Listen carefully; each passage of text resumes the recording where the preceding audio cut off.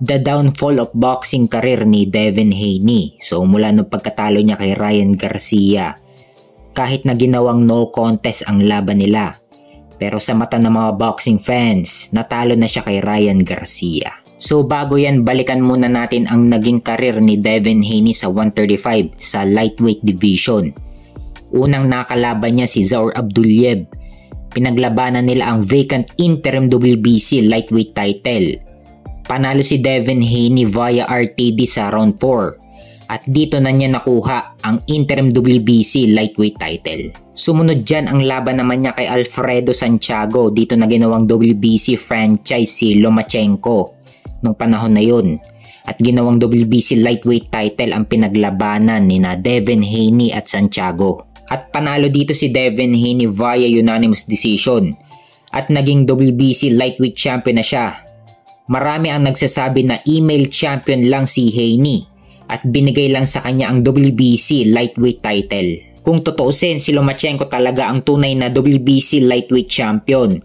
Kaso ginawang WBC franchise champion si Lomachenko at ginawang WBC lightweight champion si Devin Haney. Dito rin sana naging undisputed champion si Teofimo Lopez nung tinalo niya si Lomachenko. Kaso hindi kinikilala ang WBC na hawak ni Lopez. Kasi ginawang WBC franchise ang titulong hawak ni Lopez. Nung naglaban naman si Teofimo Lopez at George Kambosos, dito tinalo ni Kambosos si Lopez sa pamamagitan ng split decision. At dito naging unified lightweight champion si Kambosos. Fast forward tayo sa naging laban ni Kambosos kay Devin Haney. Dito na tinalo ni Haney si Kambosos sa pamamagitan ng unanimous decision win.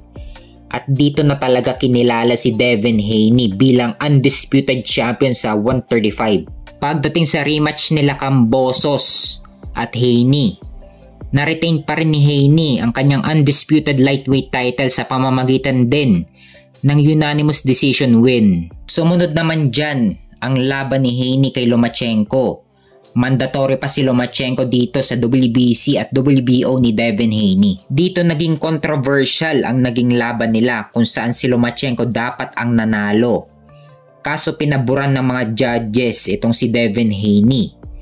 Kaya na-retain pa rin ni Haney ang kanyang undisputed lightweight title. Sumunod naman, hindi na pinagbigyan ni Haney ng rematch si Lomachenko at tuluyan nang umakyat si Devin Haney sa 140 pounds sa super lightweight upang labanan ang WBC super lightweight champion na si Regis Prograis. At nanalo dito si Devin Haney sa pamamagitan ng unanimous decision win at nakuha niya ang WBC super lightweight title. Sumunod naman dyan ang laban niya kay Ryan Garcia. Dapat si Sandor Martin na dapat ang sunod na makakalaban ni Devin Haney dahil mandatory si Sandor Martin sa WBC super lightweight title ni Haney.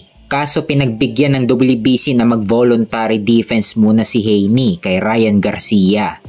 At kung sino naman ang mananalo dito ay kailangan labanan ang mandatory challenger na si Sandor Martin. So nung laban ni Devin Haney kay Ryan Garcia, dito na nagsimulang bumagsak ang boxing career ni Haney kung saan pinabagsak siya ni Ryan Garcia ng 3 beses. Isa sa round 7, isa sa round 10 at isa naman sa round 11. Dito na natikman ni Devin Haney ang kauna-unahang talo niya sa kanyang professional boxing career. Pero kalaunan nag-positive si Ryan Garcia sa performance enhancing drug test. Kaya ginawang no contest yung naging laban nila ni Devin Haney.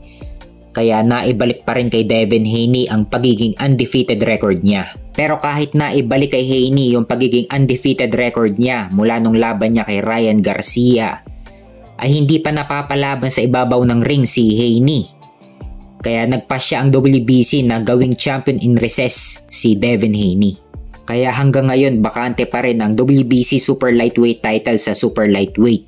At kasalukuyang hawak naman ni Alberto Puello ang interim WBC at number 1 contender naman si Sandor Martin sa WBC. So mula nung laban ni Haney kay Ryan Garcia ay hindi pa napapalaban si Haney sa ibabaw ng ring.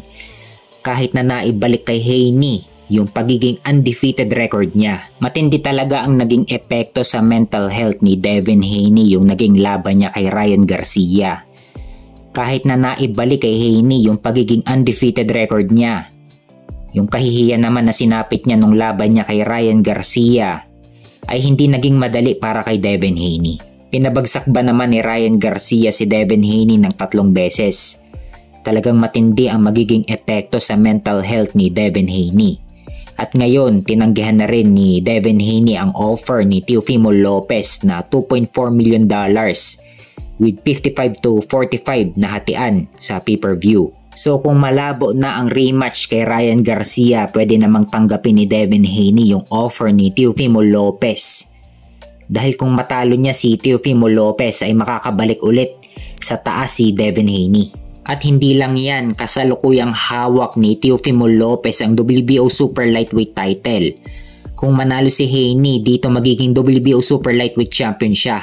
Sayang lang at wala na sa kanya ang WBC Super Lightweight title niya.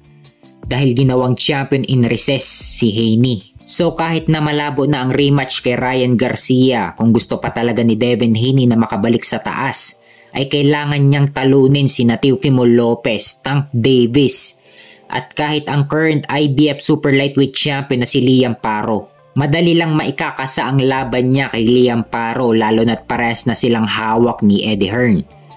Kaya ang kailangan lang gawin ni Devin Haney para makabalik sa taas ay kailangan niyang talunin si Teofimo Lopez, Tank Davis at si Liam Paro.